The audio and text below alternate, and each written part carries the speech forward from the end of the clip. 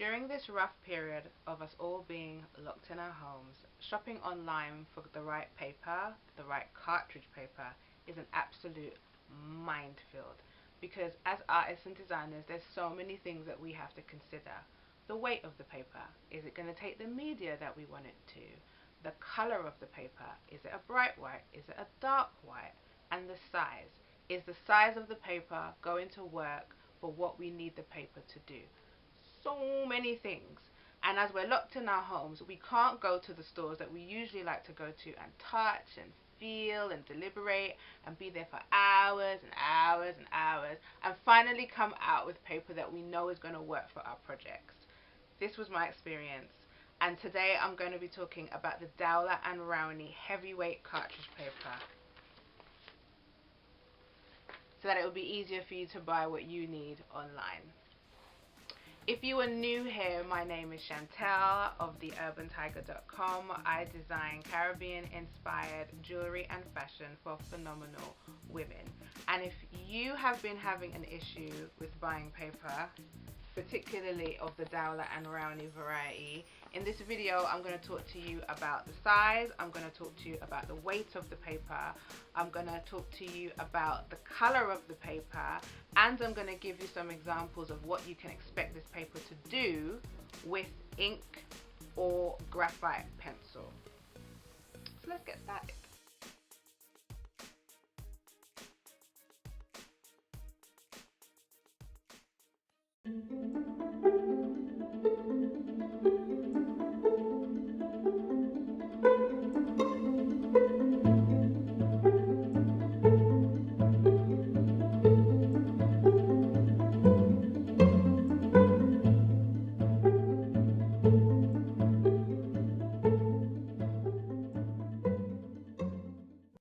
So I've got my notes here. I want to make sure I get through everything because I know how difficult it is to shop online at the moment, especially as that grade of paper, Dowler and Rowney as a company, is very expensive, and you want to make sure you get it right.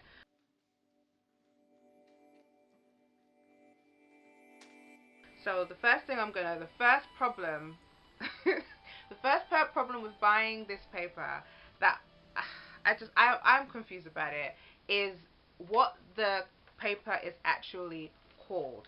So I have the A3 pad. I bought this ages ago. You can see it's tattered. I have the A3 Dowler and Rowney heavyweight. But when you go online and you put that into your search engine, you will find that two different images will come up. One will say heavyweight and one will say heavyweight and smooth. I've got it on my phone here for you to have a look, for you to see. This was the first issue that I had, and like I said, I bought my pad ages ago, and when I went online looking for paper recently, I noticed this thing here. So you can see it says heavyweight smooth, and in the description it doesn't really say much. In the description on CastArt, because I'm on the CastArt website, it just says Dowler and Rowney heavyweight cartridge pad contains high quality paper and for a good range of uses. It actually doesn't mention anything on here about it being smooth, so that's gonna be confusing. And to be honest with you, I haven't been able to find a resource that has properly explained the difference between the two, or if there is in fact any difference between these two papers. I don't know whether or not they thought it would be easier to add the smooth on because they introduced something else into their line. I honestly don't know. I don't know, peeps. I really don't know. But if you've bought Dowler and Rowney, if you've bought Dowler, put my teeth in. If you've bought Dowler and Rowney recently and you have the old version and there is a difference between the two, the version that says smooth and the version like mine that doesn't say smooth, please go ahead and in the comments let us all know, because it's very confusing and I'd like to know.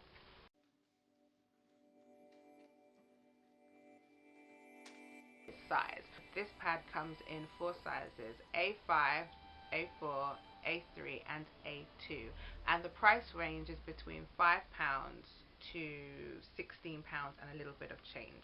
I buy all my art supplies from CastArt. I mean, I do have other stores online that I buy from too, but generally me and Cass are best friends. I prefer to go to the store in Islington because, like I said at the beginning of this video, touchy-feely is what we do, and we probably, you know, much like myself, you probably spend hours and hours in an art shop like I do, and it's cool. I make time for it so that when I come home, I know that I've purchased the right goods. I hate the idea of buying something, investing money in something, and it's not going to do what I need it to do. And then you've got this paper sitting there and you don't know what to do with it. But as you also know, paper never really wastes.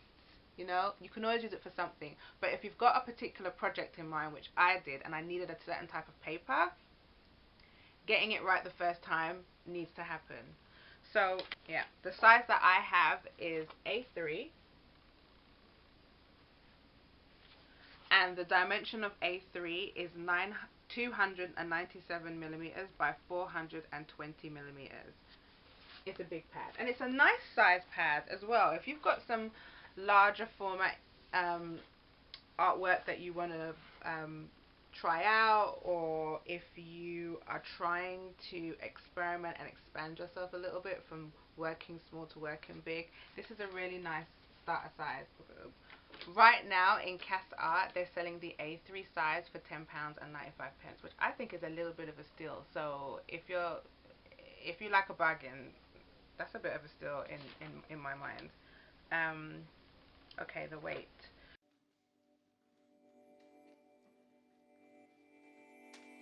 So the weight of this paper, this is thick, y'all. This is some thick mofo paper. The weight of this paper is 220 how do you grams per, I always look at the grams. Oh, 220 grams per meter square, and that's 135 pounds. So that is some heavy paper. At 220 grams, which is how I refer to it, I could be saying that wrong, but I always call it 2 grams, where it says G/M2 grams. As far as I'm concerned, it can hold a lot. This paper is able to do light washes. You can also use pencil, you can use charcoal, you can use gouache on this paper, and you can also use ink. At the top of all of Dahlia and Rowney. At the top of all of Dahlia and Rowney's sketch pads, drawing pads, they have the images of what media this paper can take, and as you can see, it says pencil. It's got a brush on here, so I would say a light wash, nothing too heavy. You can use ink and you can use charcoal. The paper is also acid free, which is amazing if you're trying to keep your artwork for a long time. And there's 25 sheets on an A3 size. I'm assuming that there's 25 sheets on all of the sizes of the paper, but like I said, you can find that out by looking at the description if you buy it online. I just know that the A3 size has 25 sheets because I buy A3. Grain.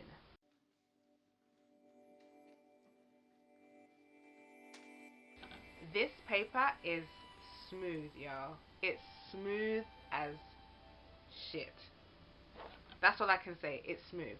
There is hardly any tooth to this paper. The grain is very faint, and I know that if you use pencil, if you do a lot of pencil work, a lot of artists, a lot of designers like to use a super smooth paper, but for me personally, I like things with a little, just a tiny bit of edge, a tiny bit of tooth, and this paper, I mean, it's smooth. It might have a, I mean, if you look at the paper closely, you will see slight indentations in the paper, but all cartridge paper has a certain level of indentation, right? But that still doesn't make it a grainy paper. But this is smooth. This is really smooth. This is really smooth.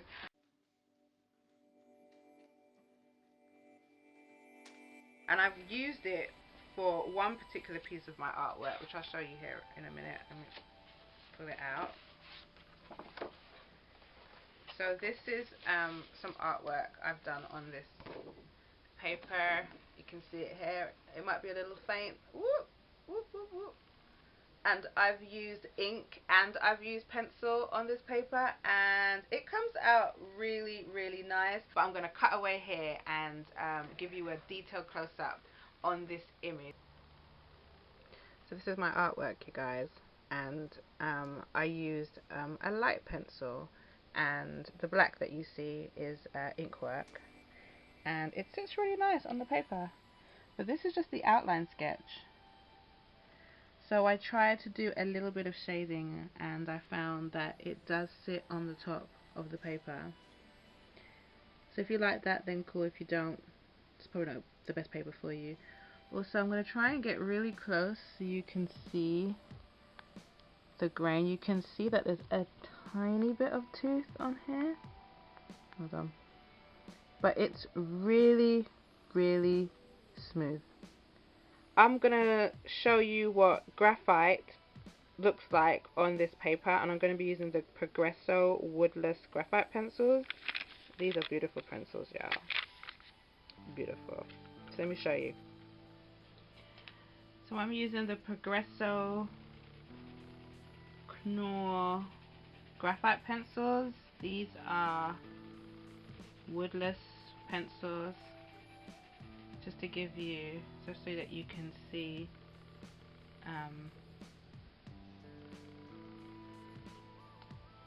what the pencil looks like on it. So this is the 2B,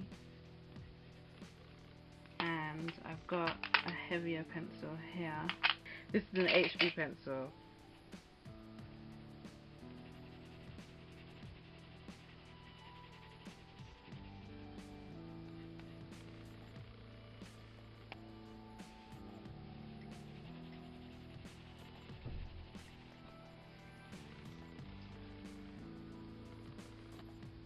To give you an idea of how it sits on top, you can see a tiny bit of tooth, see what I mean? But it will sit on top of the paper, and if that's not for you, it will sit on top of the paper and it will make your image shiny.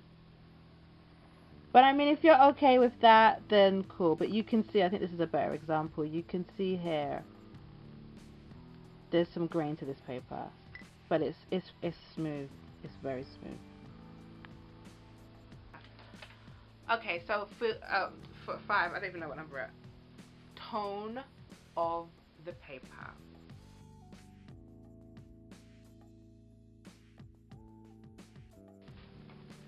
So this paper is not brilliant white. It's more of a cream, kind of a beigey kind of tone. Going towards the palette of old archival kind of paper.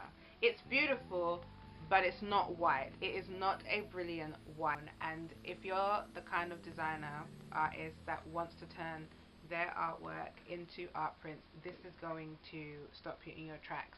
Because when you scan this in and you bring it up in whatever editing software you're using, I use Photoshop, I found that it comes out grainy, not grainy, but it has a grayish tone to it.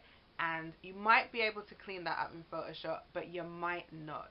So if that's something that you're considering doing, think about it. This is probably not the right paper. Again, I'm going to cut away here and show you an example of this paper next to plain old printer paper so that you can see the difference in the color. So I've got some printer paper just to show you the difference in the white of these papers, and you can see that is a huge difference in terms of the color white. So it's not a brilliant white, it's more of a creamy beigey kind of white, sort of like that kind of like nice archival, sort of like when you look at those Leonardo da Vinci sketches, that going towards that kind of color. So if you are scanning this in, you're gonna have a problem with it being bright white.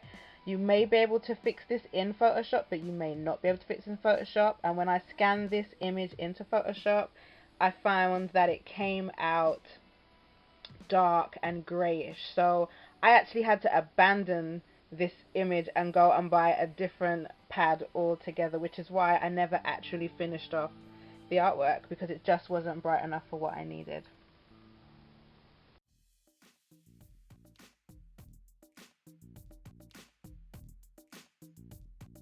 Section, if you're thinking about buying this paper, go ahead and tell me what you're going to use this paper for, and what kind of artist are you, what media do you like to use on cartridge paper. Tell me in the comments, I really want to know. If you like this video, then go ahead and hit the like, y'all. It really makes a difference. And if you want to see more videos like this, hit the subscribe button and make sure you hit that little bell so you can be notified of when I put up another video on YouTube. If you want to stay connected to me, you can find me on Instagram at Chantel Bancroft. If you've been checking out my earrings, because these are the types of things that I make, these are Urban Tiger earrings, then you can go over to my website, which is theurbantiger.com, and you can connect with my brand on Instagram at theurbantiger_. You can find all of that in the description box below. And in the next video, I'm going to be talking about the Daler and Rowney 130 GSM smooth cartridge paper. This bad boy right here can show you that paper. I'm going to be talking about that in the next video.